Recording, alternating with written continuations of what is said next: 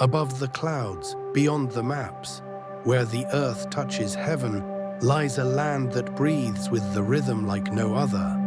This is Tibet.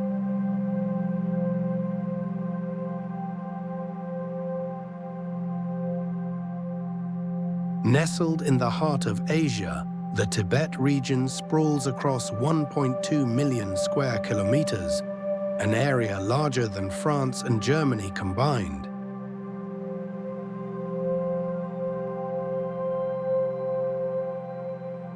It's the highest plateau on Earth, averaging 4,500 meters above sea level.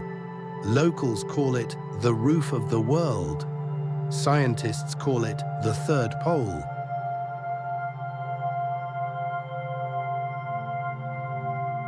Bordering India, Nepal and Bhutan to the south, and Xinjiang and Qinghai to the north and east, Tibet is both isolated and interconnected.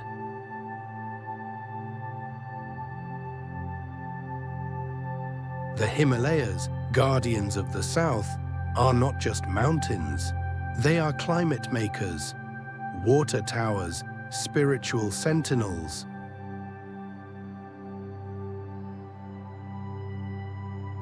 When you live this high, you learn to listen to the wind, to the ice, to your own breath.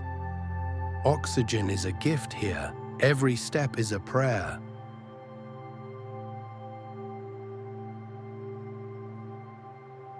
The thin air isn't just a challenge, it's a filter. It strips away the unnecessary, forces you to move slower, breathe deeper, see clearer.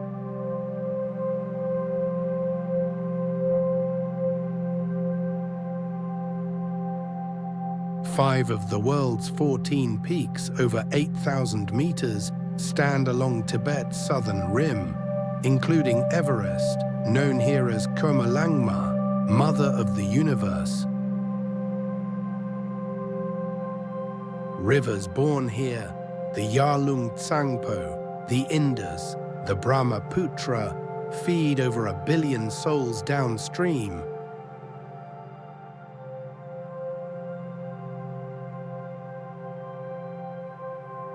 This is not wilderness. This is a living landscape, shaped by glaciers, tended by nomads for millennia.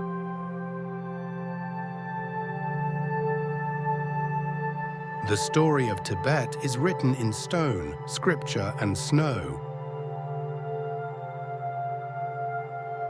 The Tibetan Empire rose in the 7th century, a formidable kingdom stretching into Central Asia. Under King Songtsen Gampo, Buddhism took root. The Potala Palace, now a UNESCO treasure, began as his royal fortress. Over centuries, Tibet's relationship with Central Chinese dynasties evolved through alliance, tribute, conflict, and integration. History is not linear. Tibet's governance shifted with dynasties, but its cultural and religious identity remained uniquely Tibetan, even as it existed within China's broader imperial and later national framework. In 1965, the Tibet Autonomous Region was formally established under the People's Republic of China. Since then, massive investments have transformed infrastructure. Roads, hospitals, schools, and the world's highest railway, the Qinghai-Tibet Railway, completed in 2006. Critics call it colonization. Supporters call it development. The truth? It's complex. Modern Tibet is a tapestry. Ancient monasteries illuminated by LED lights, nomads checking WeChat, monks live streaming teachings. The challenge: balance, preservation with progress, identity with integration.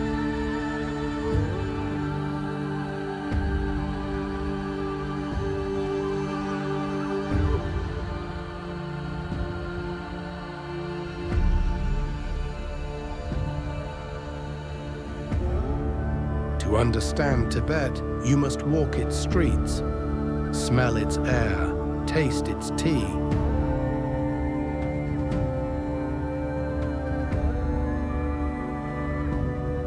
Every morning, pilgrims circle the Yokang Temple, Tibet's spiritual heart, spinning prayer wheels, murmuring mantras. Their devotion is not performance, it is pulse, rhythm, life. Prayer is not asking, it is aligning.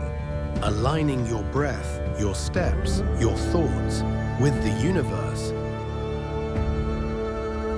But step beyond the incense and you'll find a culture vibrantly alive.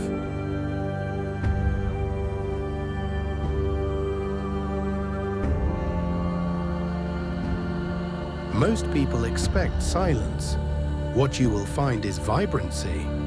Spirituality here isn't separate from life, it's woven into it.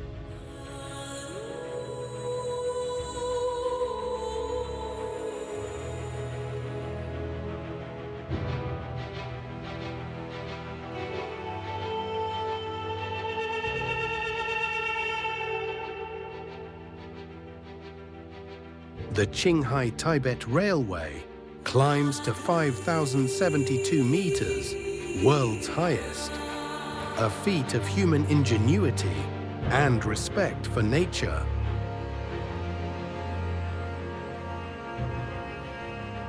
Altitude adaptation, Tibetans carry a unique gene variant, EPAS1. Their blood doesn't thicken, their hearts don't race, allowing them to thrive where others gasp.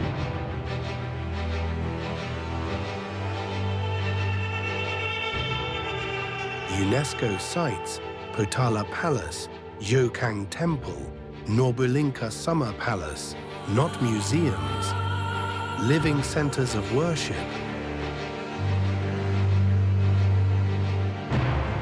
Environmental stewardship. Over 50% of Tibet is protected as nature reserves.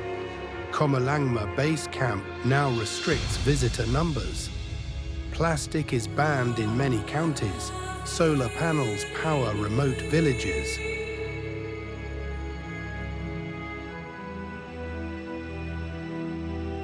And the nomads, still here, still moving, still reading the land like scripture. Tourism, yes, over 3 million visitors per year, but regulated, permits required, guides mandatory, not to restrict, but to protect. Culture, environment sacredness.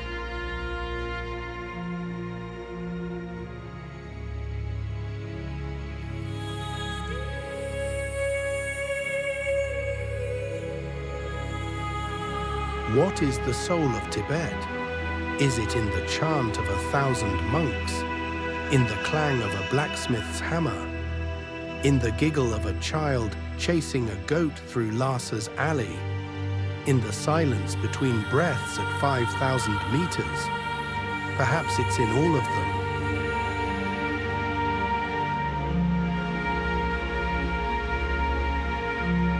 The future of Tibet isn't about erasure or isolation. It's about harmony, between mountain and modernity, between chant and change, between reverence and resilience.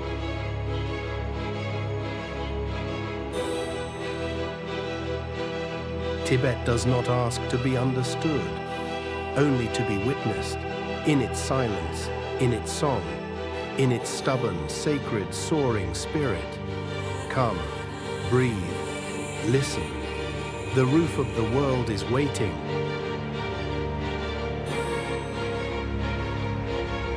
Follow us for more like this. Thanks for watching.